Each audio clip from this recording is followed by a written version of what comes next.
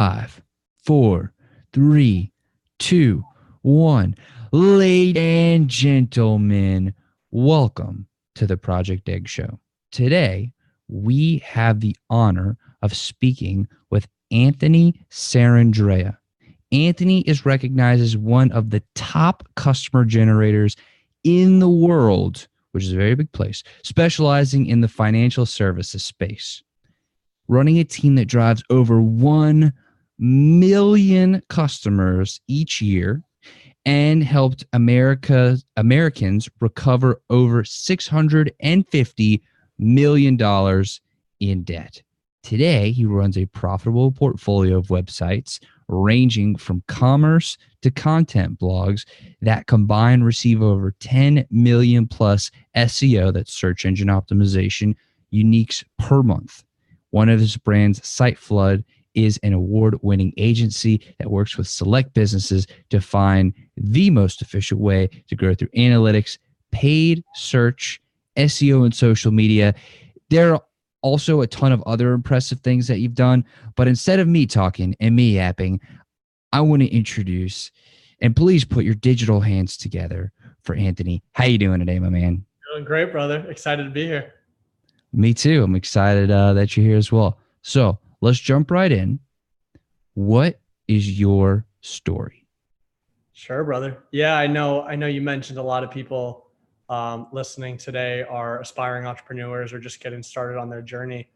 I guess I'll start back to, actually today. So as you mentioned, we run a large fintech platform. So it's a finance technology platform that essentially attracts customers, and we find ways and how we can help them save on their monthly bills, and we make a percentage of what we're able to save them. So very much it's not a nonprofit, but it's very much nonprofit model where it aligns with customers. And I think, as you mentioned, we drive a little over 1 million customers a year. So that's today. Flash forward to starting out at the age of 16, I'm going door to door selling solar panels in the 120-degree Arizona summers. Kind of grinding it out, trying to learn and absorb as much as I could. Ran into a guy at the gym that's shooting hoops, playing basketball on Tuesday at noon, and being who I am, just loud and want to meet everybody. I said, "What the heck do you do that you're shooting hoops on a Tuesday at noon?" And he said, "This wonderful thing called the internet." And I can't sit still for 10 minutes. So sitting in front of a computer was like the worst thought of all time. But I didn't know that I didn't know I wanted to be able to shoot hoops on Tuesday at noon. So I begged him to work for him for free. I think that was the first time I understood that there's a cost to people's time. I was like, dude, I'm going to work for free. What do you mean? You have to think about it. And as I've gotten more mature and understanding that's actually more valuable currency than money. It's people's time, and it was for this individual. So after a little relentlessness, I got introduced to the world of the internet. Helped him grow a company from 0 to $285 million in about 18 months, and watched that explode. And then broke off to running my own agency, and then eventually my own company. The company's name is David. It's usedavid.com, and that's the fintech platform. But that's kind of the quick glimpse of it. When you were 16, going door to door selling solar panels, it seems like a pretty young age to be out there hitting the pound on the pavement, as they say. I don't actually know who the they is that says it, but going out and selling and making it happen. Like, why were you doing that at such a young age? What was the impetus there? Yeah, I think it was, I hit a point where, and I'm blessed. I'm the oldest of four. And I had to mature very, very quickly with my family situation and taking care of my little brothers and things like that. So, growing up super fast, and I do think I was always kind of an older soul. I wanted to figure out what I was going to do for the rest of my life. And I know that's a super young age to think that way, but I knew that there was something more to this world, and I wanted to do something big. And it was, it felt kind of, what's the word I'm looking for here? Saying something as generic as, I want to change the world, or I want to do big things. It's great that you have that ambition, but it's also very scary because you don't know how to outlet that, and you can get let down pretty quickly because you've got this rage inside of you in a good way, or passion, but you don't know how to outlet it, so it can get frustrating. So I really wanted to learn what that was going to be. That honestly was I knew that sales and communication was, is and always has been the highest paying and most, influential thing you can do, is being able to persuade someone to buy something. We call that marketing today. And that's a really nice way of it. But so I really wanted to learn that skill set, because it was my thought that if I could do that, I would be able to, essentially be able to dip my feet into wherever the world took me. If it was to do things with saving the environment, if it was to be in politics, if it was to run a marketing company, finance, I knew if I could learn how to communicate with people effectively, it was going to be a transferable skill, no matter what industry or platform I leveraged it in. That's a lot of insight at 16 years old. I mean, were you reading books, or did you have somebody that was telling you about that? Like, how did you gain that insight at that age?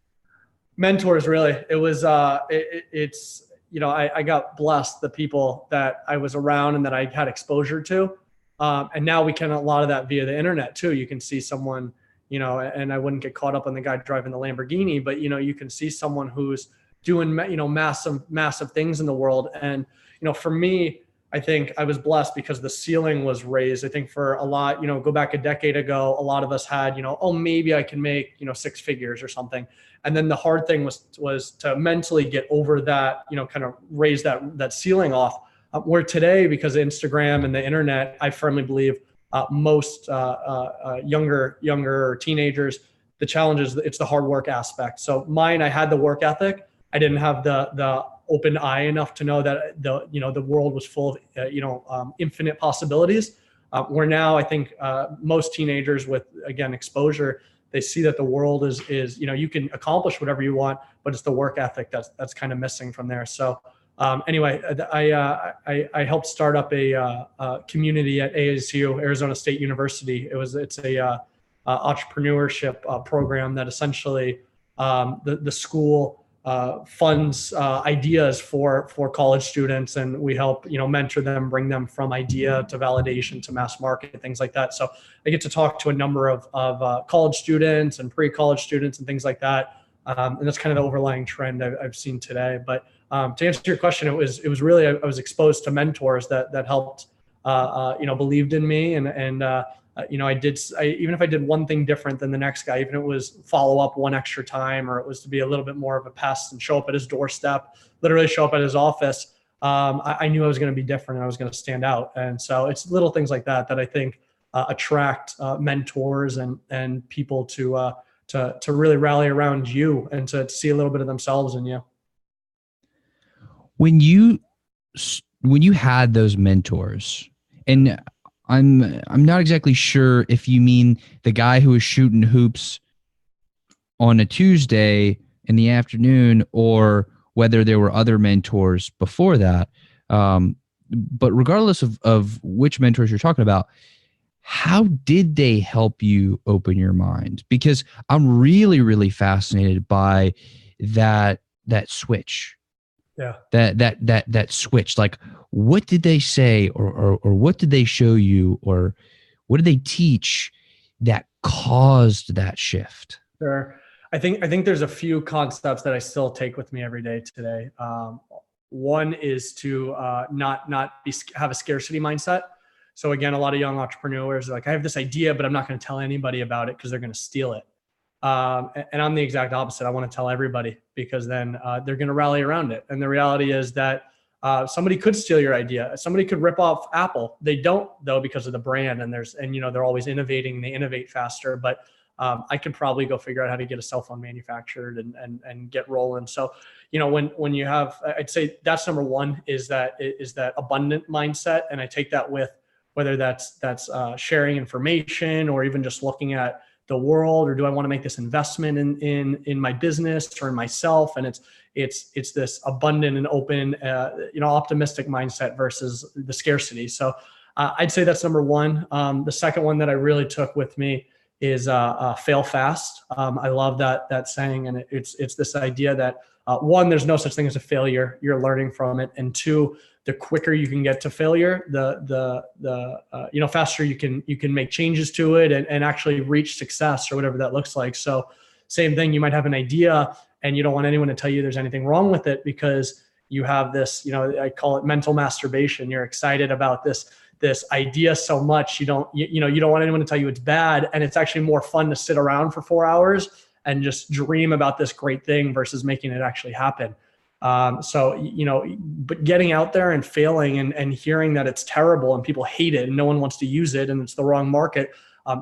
I don't take offense to that, and I bend and I mold, and my idea is much different than it was from the start. And it ends up being a winning idea eventually because I'm seeking that negative feedback, if you will, that quote unquote failure. I welcome it. I want to fail all day long.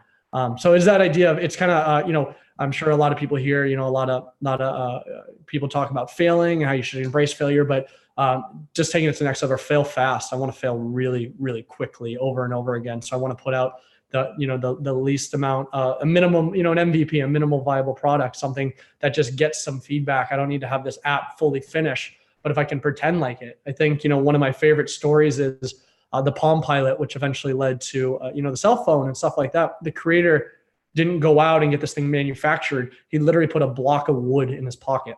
And when someone would ask for his contact information, he would pull out this piece of wood and literally pretend like he's poking in it and then back. And then when he had to talk to someone, he'd pull it out again. And it's a block of wood. But what he was really doing is he was validating to himself, would I actually use this? Would I actually pull out an object out of my pocket? And it's funny now because it's our third arm today is a cell phone, but back then it's foreign to think that you would keep an object on you all day long other than your wallet, So anyway, it's that idea of fail fast. I think I've taken with me a ton too. Once when you were 16 and you ran into that guy on the basketball court, when you started talking to him and trying to work for him for free, what were those things that you had to do to follow up relentlessly in order to be able to work with him? Yeah, I mean, it's everything from the intangibles, right? Of showing up at the right time that I knew he was going to be at the gym and literally stalking him indirectly, and or if he was, if he's sitting down eating lunch, say, hey, can I sit with you, and really befriending him and trying to be friends. And it's not necessarily out of selfish reasons, but even now, like I'm always thinking what's in it for the other person, or how can I add value to the other person's life? Even if it was playing one-on-one or rebounding for the guy, to eventually now you're friends with him. And again, I'm not going in with a selfish thought process, but it's how can I genuinely add value to this guy's life? And maybe one day in return, he or somebody else will add value back to me. So little things like that, literally rebounding for him, showing up when he's eating, going and grabbing water and hanging out. I'm not necessarily saying being a servant to him, but like becoming friends and not just being a leech or a nag and things like that. And then as far as the actual, the tactical, the follow-up, it might be cell phone texting and just sending, like, hey, how'd you play today? Or how'd you do today? It has nothing to do with me wanting to work for him, but it has everything to do with me building that relationship with him, where now he genuinely wants to see me succeed because now we're friends. And now he sees that I actually genuinely care about him as well too. So tactically, it's like, call, text, it is, but it's really, even now, if I'm trying to make a sale to someone, or I'm trying to, I'll call it, it's almost like a drip marketing campaign. I'll text them, news on the industry that just happened, or a picture of something they like, or if I know they love snowboarding, I'll send them the weather up in Aspen or something like that. And it's just little post touches that I continue to stay relevant until the timing's right. So sometimes it's not always the wrong thing. It's just the timing's not there. So if I can still be along there until the timing hits, it generally takes off and rockets out. Once you started to work with him, yeah, what were some of the key things that you learned? Like, what were some of the biggest takeaways that you got from there? Today running my business, I think that one of the biggest things I take is trust in those around you. I remember literally at that age, him saying you have up to $2,000 spending with it, where you don't have to ask me a single thing about. And I was like, holy shit, $2,000. I was like, I'm rich. I was like, I was like, what do you mean you're not going to miss $2,000? I was like, oh my God, like what? But it's that empowerment and trust that I think those that work with me and are on my team, or I think that's one thing I have as a leader different than most, is I have an incredible amount of empowerment to those that work with us. And I always say, if you're on the bus, you're the right person here, and I trust you driving the bus. So it's literally handing the keys and going in the back of the bus and trusting that we're going to get to the destination. And now that might mean sometimes I got to go put the right wheels on. I got to get out of the bus and I got to, jack it up and change out the tires, or I got to get them, get the bus driver better gloves for it. So it's empowering those. But at a young age, I was empowered to really when I shouldn't have been. I have no experience. But he saw something in me as a person. It gets back today too. We hire for personality and character traits, and we don't hire for skill set. I can take anyone off the street and make them the best media buyer on the planet and know how to run Facebook ads if they have the right character and they have the right way of thinking and thought process, things like that. So that's one thing I've taken away today with how we hire, how I carry myself with my team, and things like that. And it's allowed us to stay lean. It's allowed us to attract some of the best employees on the planet. And really to propel at such a fast rate. I think it's because everybody owns their own business within a business. I've got a team full of entrepreneurs, and feeling that at that young age really set the tone for me to be able to do that to other people and not having to be, hold on to responsibility that I think a lot of entrepreneurs struggle with, especially from going 1 to 2 employees, or from themselves to 1 employee to 2 to 5 to 10. There's this sense of releasing of control at every stage of a business. Or at different stages, I should say. And that's I think you have to have that trust in your team in order to get to where you want to go. Otherwise you only have so many hours in the day for yourself. I have 1,000, I might have the output of 1,000 hours every single day, but it's not my literal 1,000 hours. It's everybody around my team, and they compound on each other. The longer they're part of the team, the more they work together. So I look at it like that is I produced 1,000 hours, I collectively, we produced 1,000 hours worth of work today. But I maybe only worked 8 hours today, That's extremely powerful. And I love the empowerment model of creating entrepreneurs within your company. There are two parts of that I really want to drill down into. The first is when you said that you are hiring for personality, you're looking for people with the right qualities, the right traits. I would love to really drill down into what those are and how you identify them. And then I also want to drill into the entrepreneur too, but let's talk about the traits and the personality first. I think my favorite trait is one, I think you have to have someone that buys into the vision, someone who truly believes in the bigger cause. I mean, we've had employees that have had offers of $50,000 more to go somewhere else, and they stay because they believe in the cause and the vision that we're there. They're not there for the paycheck. They're there for the family and the team and things like that. But really, as far as on the surface, the traits I look for is one of them. A big one is not having pride. I think that ends up hurting people more often than helping is a pride factor. And being able to say, I was wrong on this, or what do you think about this, and be able to give and receive candid feedback, knowing that we're all going to the same destination, I would say is the number one trait that we look for when hiring. Because and we've had some mishires where we might have a graphic designer that say, hey, why don't you try that in red? And they're like, no, green is perfect. And it's very difficult to work with that. And I found very quickly early on in my career, having somebody, or my leadership career, if you will, having somebody in there, it becomes a virus, because then Jack doesn't want to talk to Jill about what's going on. And now Jack holds back, even though he sees that there's an iceberg ahead and we're going to hit it. He doesn't say it. So it's a virus within the body that just pulls it down. So staying clear of those types of people and attracting the heck out of the other ones that are, and everything else goes into it: hard work, loyalty, team player, everything else. But I'd say if I had to sum it up to one, it's not carrying themselves with pride is number one. Wow. There's a I'm trying to think of the right term. Professor, I believe, Dr. Carol Dweck, who talks about a growth mindset.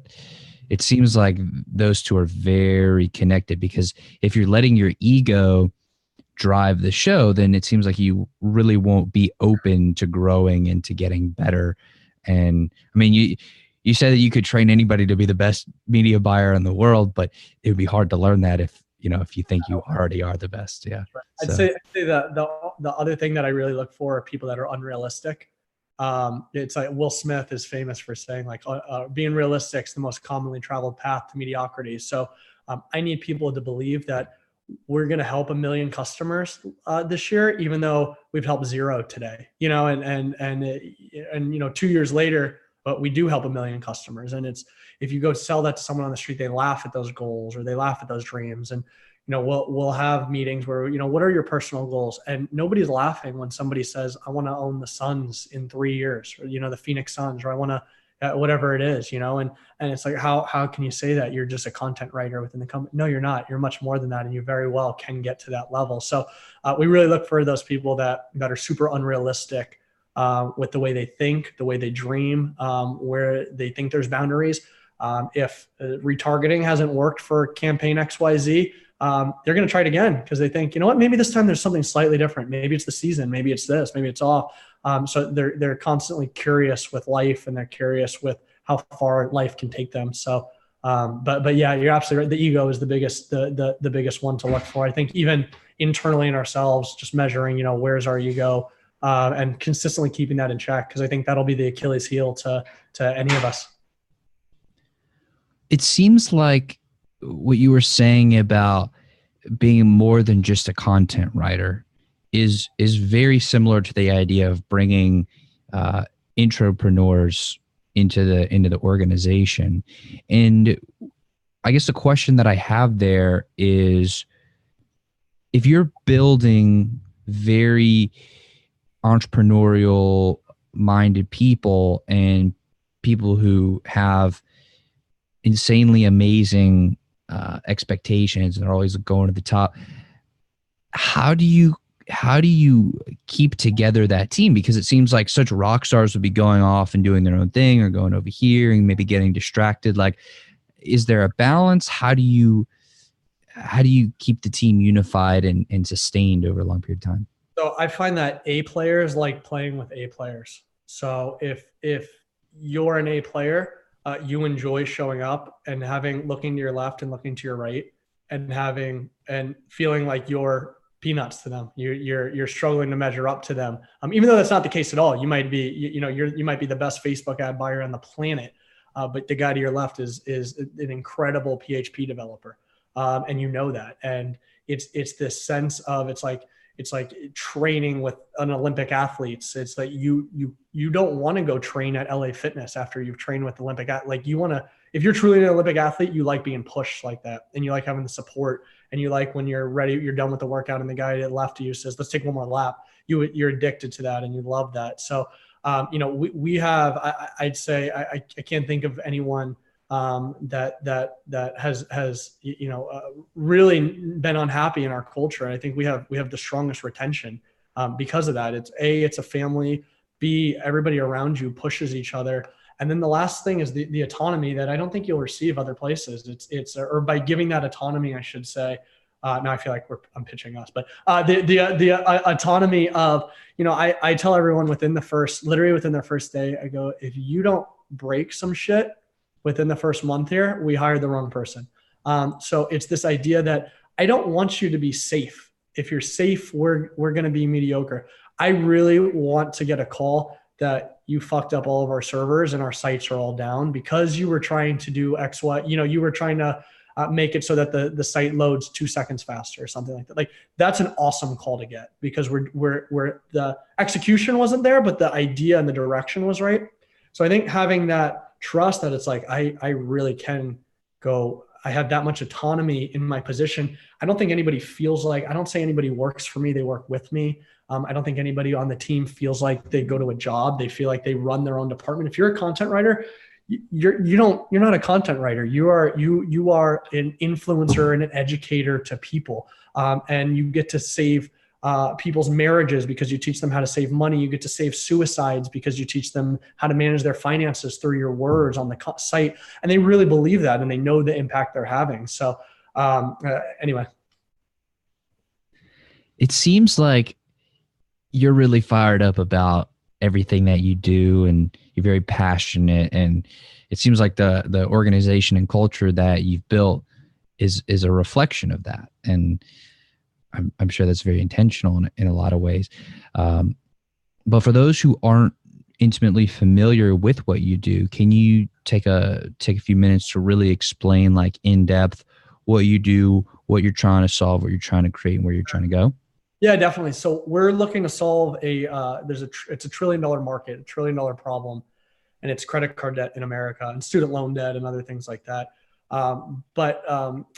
What we do on the surface is we educate consumers on the solutions that are available to them that they've been really lied to and tricked to by big banks and corporations, where a credit card company makes a few bucks off of a processing fee.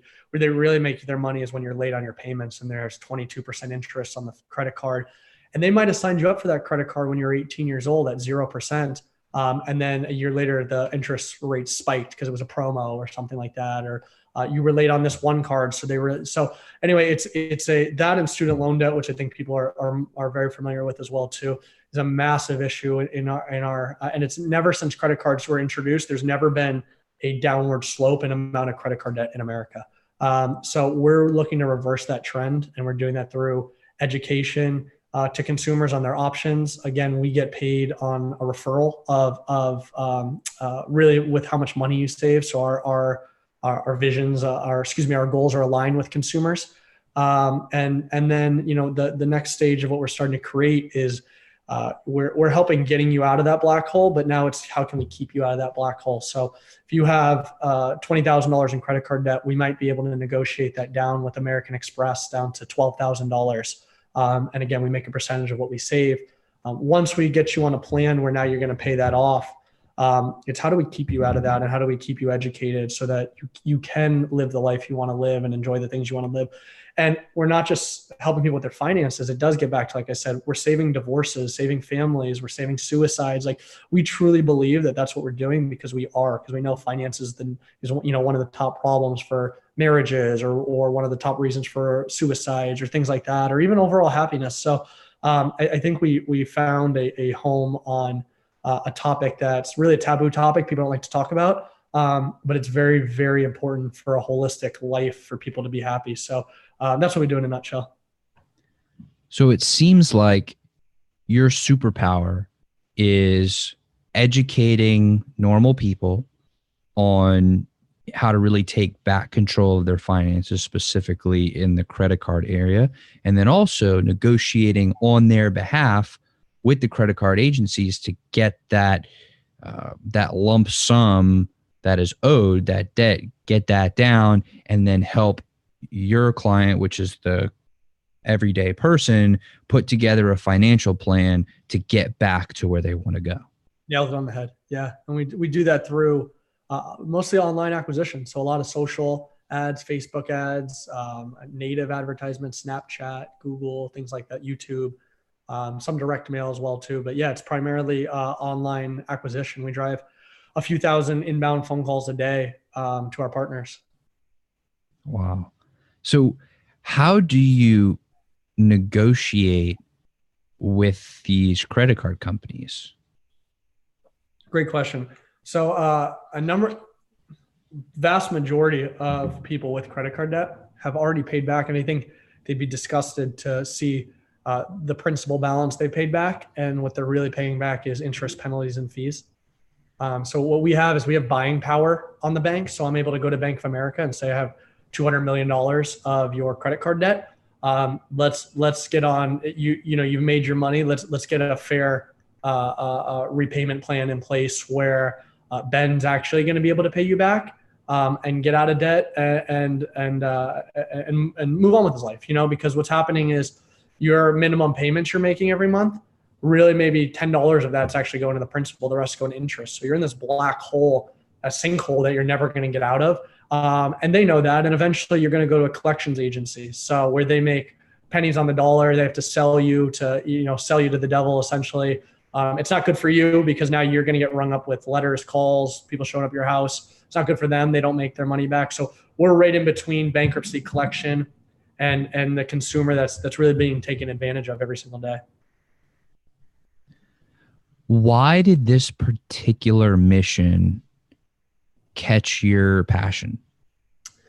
Yeah, I grew up in a family that lived paycheck to paycheck, and I saw how Friday through Sunday or through Tuesday of the next week was great. We ate well, we lived well, we put gas in the car, and then I saw how the last week of the pay period was tight to not healthy at all, where you can't go somewhere because you can't drive the car, or fighting because you don't have enough money to pay for a soccer league this year or something like that for one of your kids. And I saw the sadness that brought, the challenges that brought, and how a lot of it was unavoidable. And I realized as a marketer, we're consistently surrounded, it's not even really our fault, surrounded and trained to be good consumers. We'd be a really bad consumer if you love that shirt and you were totally cool wearing that for the next 3 years, you're a terrible consumer for apparel companies. You're terrible because you're happy in your own skin. If I can make you uncomfortable that you need to buy Botox and then, you need to change your hair, you need to get better shoes, you need to eat different, you need rings on you. If I can teach you that that's what your happiness is going to derive from, you're a great consumer. And I love you because money comes out of your pocket and goes into mine, or goes into, not literally mine, if I'm a company. So seeing that was the world that's been created, and just seeing the depression that comes with that, with people that if they don't have a Lamborghini, they're not happy. Some of my favorite people on the planet and happiest people live so minimally, it's ridiculous. And some of them are very bright, successful people, and they hike every day, and they do, and they're happy genuinely, but they're bad consumers. So seeing that's really what we've been trained as Americans by mass media and marketing, and seeing that trend is gone in the wrong direction every single year was an issue that I knew I could. Remember when I told you when I was 16, I really wanted to change the world and do something big. I finally found, how I could do that and how I could touch multiple lives. And I could be a doctor and save you when you're sick or things like that. But finances, I found, was the root of majority of problems for people in their everyday life. So if I can fix that problem, I can fix a lot of other things in people's lives.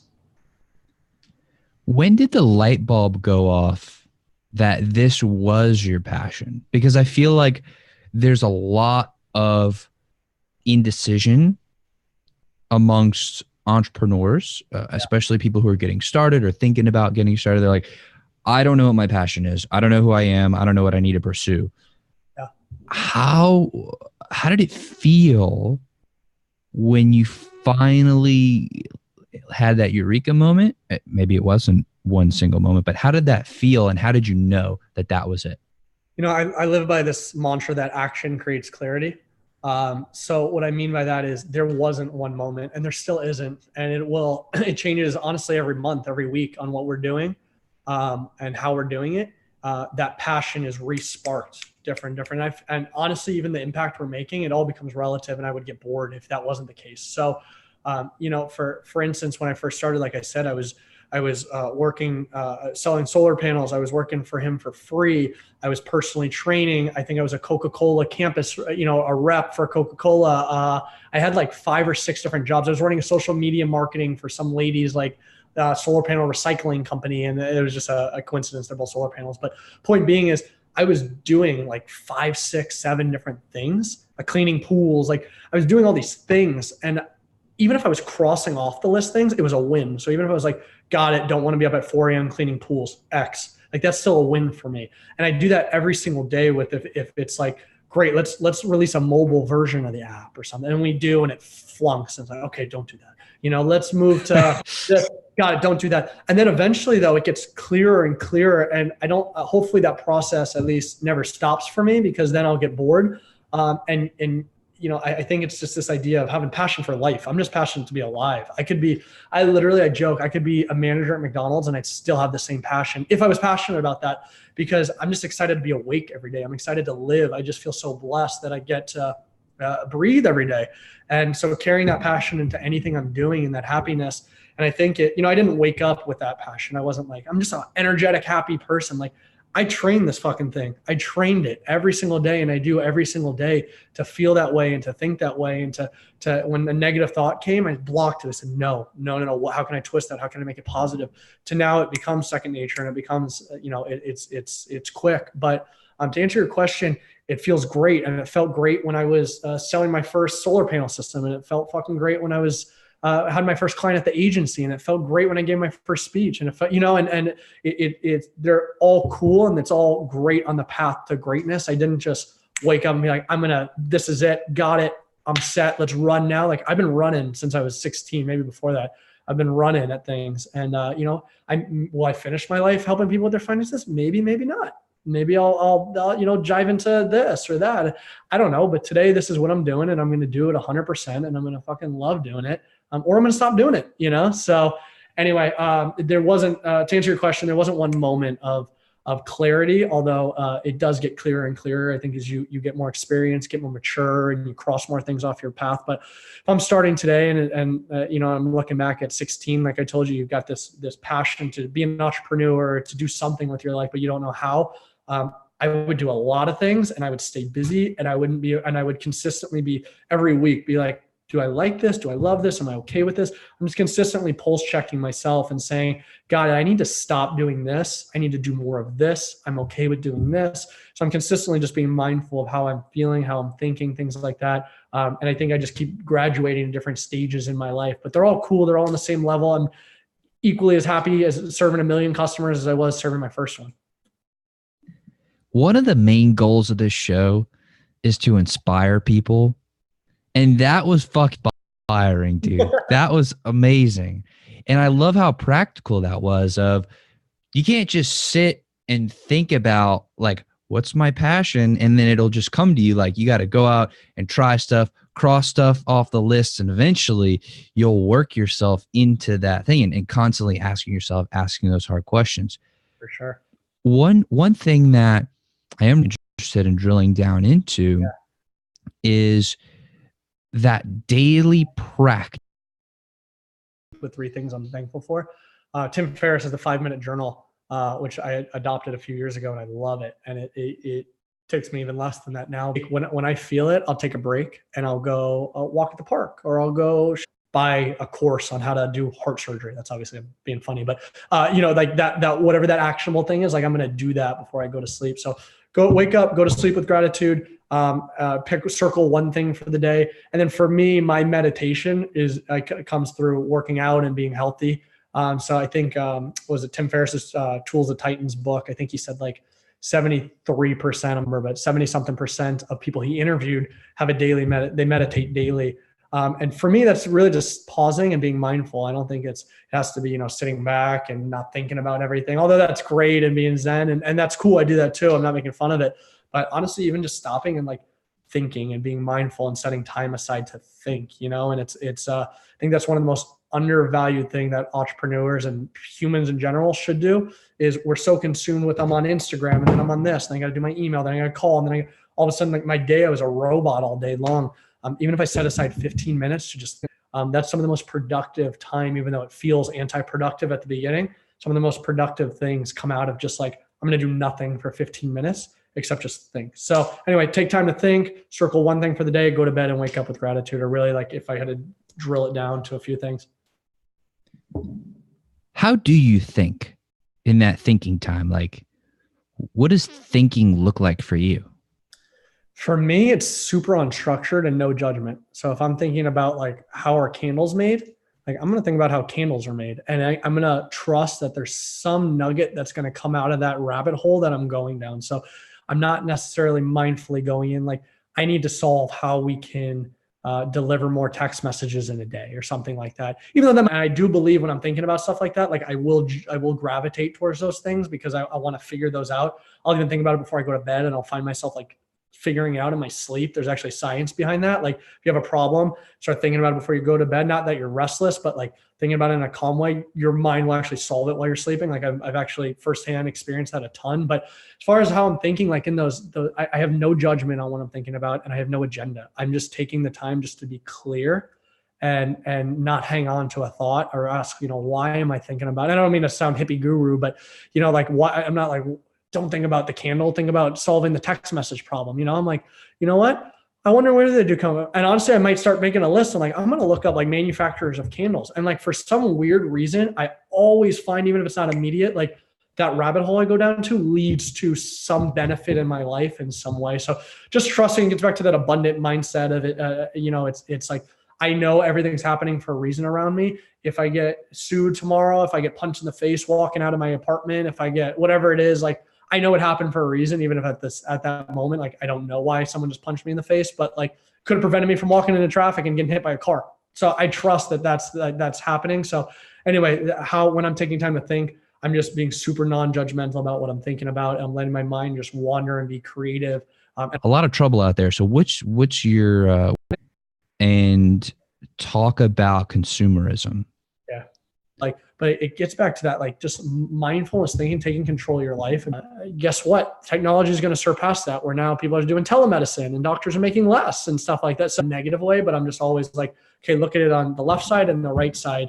And then I make the decision in the middle. Anyway. It seems like one of the foundations of making this change is, which I totally agree with. And I recognize that was like, it was a quick, easy question to ask, but a very difficult one to answer. So I appreciate you, giving it a fair shake. But it seems like one of the foundations of trying to fight back against that is that education that you're talking about.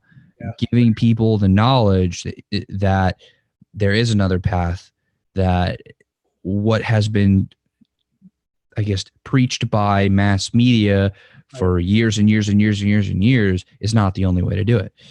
Right. My question there is, how do you make that? Yeah, how you make that education powerful enough, I think. So I think as long as you're mindfully making the right decisions, and the question you asked is a very difficult one. It takes a lot, but day to day, that's how I at least manage myself with fighting consumerism and fighting some of those things that the world's pushing on me, and limiting how